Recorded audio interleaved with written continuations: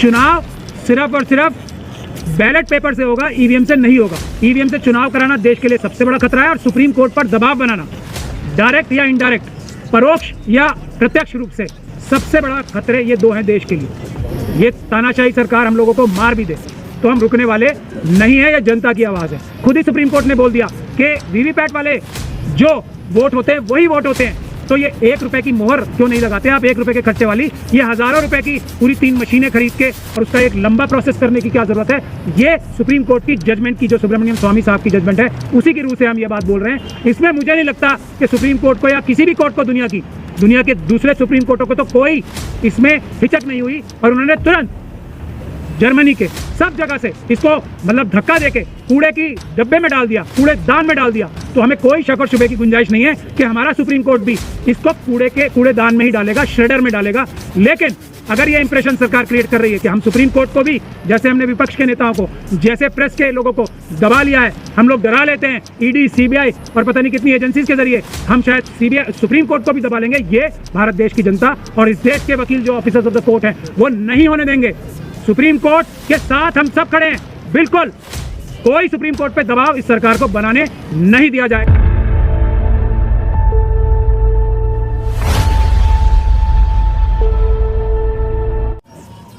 अभी जो supreme court के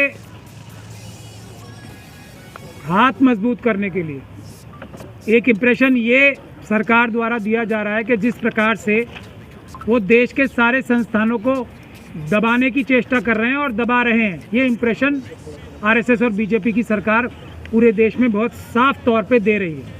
हर एक संस्थान पे, इलेक्शन कमीशन पे भी, हमें भी इलेक्शन कमीशन के पास उस दिन जाने नहीं दिया, कहीं वो मशीनें ना देने, उनकी आत्मा जाग ना जाए। तो हम समझ सकते हैं सुप्रीम कोर्ट के ऊपर पहले भी प्रेशर था। 2018 में 4 सुप्रीम कोर्ट के जजेस ने प्रेस कॉन्फ्रेंस करके बताया। ऐसा एक इंप्रेशन जा रहा है कि सभी संस्थानों के ऊपर और सुप्रीम कोर्ट के ऊपर भी एक प्रेशर बिल्डअप करने की चेष्टा की जा रही है कि इस बात में ख़ास तौर पे सरकार के खिलाफ कोई फैसला ना दिया जाए। ऐसा इंप्रेशन सरकार खुद ही क्रिएट कर रही है। इससे ज़्यादा खतरनाक बात देश में कुछ नहीं हो सकती। ये सबसे दूसरी ज़्यादा खतरनाक बात है। पहली खतरनाक बात तो एक ही है, चुनाव सिर्फ और सिर्फ बैलेट पेपर से होगा, ईवीएम से नहीं होगा। ईवीएम से चुनाव कराना देश के लिए सबसे बड़ा खतरा है और सुप्रीम कोर्ट पर दबाव बनाना डायरेक्ट या इनडायरेक्ट, परोक्ष या प्रत्यक्ष रूप से सबसे बड़ा खतरे ये दो हैं देश के लिए। तो ईवीएम के खिलाफ तो ये हम लोग भी शायद ये सोच रहे थे कि जनता इस विषय में जागरूक नहीं है, लेकिन जो अब रिस्पॉन्स आ रहा है ये हम लोगों का शुरू किया हुआ इनिशिएटिव है ही नहीं। ये बात बिल्कुल साफ हो गई है। ये 95% से भी ज़्यादा जनता की आवाज़ है जो हम लोग उठा रहे हैं। ये बात बिल्कुल क्रिस्टल क्लियर हो गई है। जो फ़ोन हमारे पास आ रहे हैं, ये बात तय हो गई है। ये हम लोग नहीं कर रहे हैं कुछ भी। ये भारत देश की जनता 95% से ज़्यादा ये चाहती है कि किसी भी हालत में, किसी भी कीमत पे ईवीएम से चुनाव नहीं होना चाहिए। चुनाव सिर्फ मत पत्र से होना चाहिए। एक बात तो ये साफ हो जानी चाहिए सबको। अब फ़ोन कर करके और रास्ते में चलते वकील, आम आदमी हमें क्या बोल रहा है, भाई साहब आप इनसे अगर पीछे हट गई आपकी टीम तो हम आपको कभी माफ़ नहीं करेंगे। जो आप ये कह रहे हो ना, जान दे देंगे, ईवीएम से इलेक्शन नहीं होने करने देंगे, तो पूरा देश ये चाहता है अगर आप लोग इससे पीछे हट गए तो देश की जनता आपको माफ़ नहीं करेगी। ये हमें लोग रास्ते में रोक रोक के बोल रहे हैं। तो एक बात तो ये बिल्कुल साफ हो जाए। दूसरा, हम लोग अब 16 तारीख को क्या करने जा रहे हैं, भानु जी ने तो बड़े आराम से बता दिया, 15 की छुट्टी घोषित कर दी। लेकिन ये छुट्टी क्यों घोषित कराई गई है, ये भारत देश की जनता की आवाज़ कितनी मजबूत है इस बात का इशारा ये सरकार कर रही है कि 15 तारीख को हमारा मार्च जो हमने अनाउंस कर दिया था वो 15 की छुट्टी भी कर दी। क्योंकि ये मार्च हम सिर्फ और सिर्फ हम नहीं चाहते कि बहुत बड़ी संख्या में लोग आए। मैं आपको फिर बता रहा हूँ, सिर्फ और सिर्फ 16 तारीख को वकीलों का मार्च करने का हमारा ऐलान था। तो उससे भी आप लोग समझ सकते हैं कि 15 तारीख को छुट्टी डिक्लेयर हो गई। मैं उस पर कमेंट नहीं करना चाहता, लेकिन एक एक वकील हमें, अब ये जो वकील अलग अलग समुदायों से भी आते हैं, अलग अलग ग्रुप से आते हैं, जो सरकारी वकील हैं, मैं आपको ये मज़ेदार बात बता रहा हूँ, वो भी हमारा और भानु भाई का और दूसरे जो गौतम साहब हैं, जितने हमारे लॉयर्स हैं, उनका हाथ पकड़ पकड़ के बोल रहे हैं भैया इससे पीछे मत हट जाना, हम आपको माफ़ नहीं करेंगे। ये हमारे साथ हो रहा है। तो हम लोगों ने अब कोई शक और शुबे की गुंजाइश नहीं है, अगर हम लोग को ये मार भी दें, ये तानाशाही सरकार हम लोगों को मार भी दे, तो हम रुकने वाले नहीं है। ये जनता की आवाज़ है।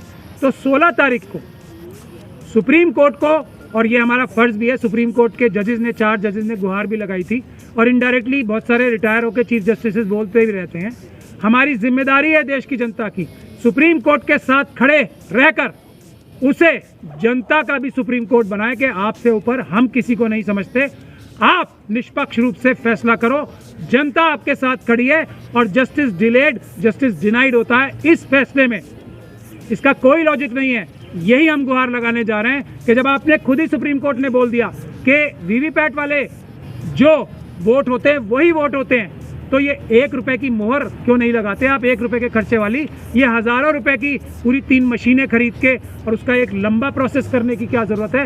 ये सुप्रीम कोर्ट की जजमेंट की, जो सुब्रमण्यम स्वामी साहब की जजमेंट है, उसी की रूह से हम ये बात बोल रहे हैं। इसमें मुझे नहीं लगता कि सुप्रीम कोर्ट को या किसी भी कोर्ट को, दुनिया के दूसरे सुप्रीम कोर्टों को तो कोई इसमें हिचक नहीं हुई और उन्होंने तुरंत जर्मनी के सब जगह से इसको मतलब धक्का देके कूड़े की डब्बे में डाल दिया, कूड़ेदान में डाल दिया। तो हमें कोई शक और शुबे की गुंजाइश नहीं है कि हमारा सुप्रीम कोर्ट भी इसको कूड़ेदान में ही डालेगा, श्रेडर में डालेगा।